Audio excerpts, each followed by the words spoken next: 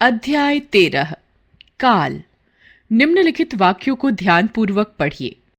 कृष्ण ने कंस का वध किया था। बीता हुआ समय। अभी हम भी धूप में बैठे हैं। अभी अर्थात वर्तमान समय। छुट्टियों में हम शिमला जाएंगे। आने वाला समय।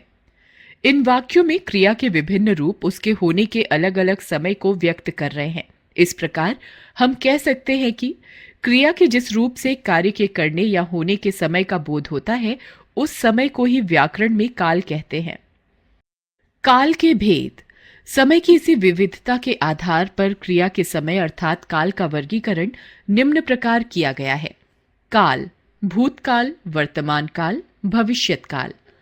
भूतकाल, क्रिया के जिस रूप से उसका बीते हुए समय में होना प्रकट हो, उसे भूतकाल कहते हैं। जैसे कल वर्षा हुई थी। गांधी जी अहिंसावादी थे। इन वाक्यों की क्रियाएं बीते हुए समय का बोध करा रही हैं, अतः ये भूतकाल की क्रियाएं हैं। भूतकाल के निम्नलिखित 6 भेद होते हैं। सामान्य भूत, आसन्न भूत, अपूर्ण भूत, पूर्ण भूत, संदिग्ध भूत, हेतु हेतुमद भूत। सामान्य भूत, भूतकाल की क्रिया के साधारण रूप को सामान्य भूत कहते हैं। जैसे बच्चा सो गया, मोहन गया, नानी ने हमें कहानी सुनाई, मैंने पत्र लिखा। आसन्न भूत, क्रिया के जिस रूप से कार्य के अभी अभी समाप्त होने का बोध हो, वह आसन्न भूत कहलाता है। जैसे शर्मा जी अस्पताल गए हैं, दादी जी आ गई हैं। अपूर्ण भूत, क्रिया का वह रूप जिससे यह पता चले कि कार्य भूतकाल में हो रहा था किंतु उसकी समाप्ति के विषय में पता न चला, अपूर्ण भूत कहलाता है। उदाहरण देखिए। मोहन पाठ याद कर रहा था। रवि नहा रहा था। घोड़ा हिनहिना रहा था। पूर्ण भूत, क्रिया के जिस रूप से यह ज्ञात हो कि कार्य भूतकाल में पूरा हो गया था, उसे पूर्ण भूत कहते हैं। उदाहरण देखिए। सेठ जी दुकान पर चले गए थे। रेलगाड़ी आ चुकी थी। बच्चा सो गया था। संदिग्ध भूत, क्रिया के जिस रूप से भूतकाल का बोध हो किंतु कार्य के होने में संदेह हो, वहां संदिग्ध भूत होता है। उदाहरण देखिए। वर्षा हुई होगी। रेलगाड़ी आ चुकी होगी। दुकान खुल गई होगी। हेतु हेतुमद भूत, जहां भूतकाल की दूसरी क्रिया पहली क्रिया पर आधारित हो, उसे हेतु हेतुमद भूत कहते हैं। जैसे यदि हवा न चलती तो वर्षा हो जाती। यदि वर्षा हो जाती तो फसल अच्छी होती। वर्तमान काल, क्रिया के जिस रूप से यह ज्ञात हो कि क्रिया का होना या करना अभी चल रहा है, उसे वर्तमान काल की क्रिया कहते हैं। इस काल की क्रियाओं में प्रायः है, हैं, हूं आदि शब्द पाए जाते हैं। जैसे सुमन पढ़ती है, बच्चा दूध पीता है, यह राम की गाय है। वर्तमान काल के 3 भेद होते हैं।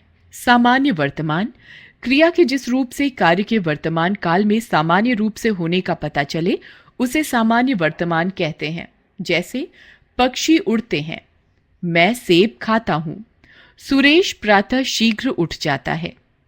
अपूर्ण वर्तमान, क्रिया के जिस रूप से यह ज्ञात हो कि कार्य अभी चल ही रहा है, समाप्त नहीं हुआ, वहां अपूर्ण वर्तमान होता है। उदाहरण देखिए। बढ़ई मेज बना रहा है। किसान खेत जोत रहा है। बच्चा रो रहा है।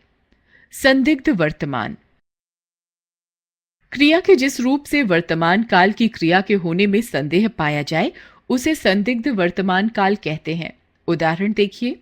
वह आता होगा। रेशमा स्वेटर बुन रही होगी। इन वाक्यों में क्रियाओं के वर्तमान काल में होने को निश्चय पूर्वक नहीं कहा जा सकता। इनके होने में संदेह बना रहता है, अतः ये संदिग्ध वर्तमान की क्रियाएं हैं। भविष्यत काल, क्रिया के जिस रूप से यह बोध हो कि काम आने वाले समय में होगा, वह भविष्यत काल कहलाता है। उदाहरण देखिए। कल परीक्षा होगी। रेलगाड़ी 10 बजे आएगी।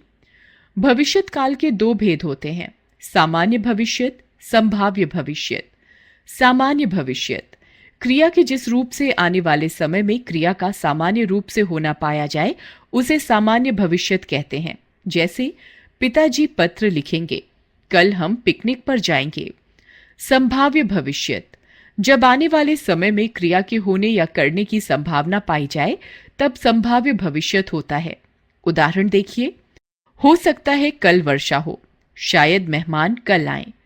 इन वाक्यों में क्रियाओं के घटित होने की संभावना है, अतः ये संभाव्य भविष्यत काल में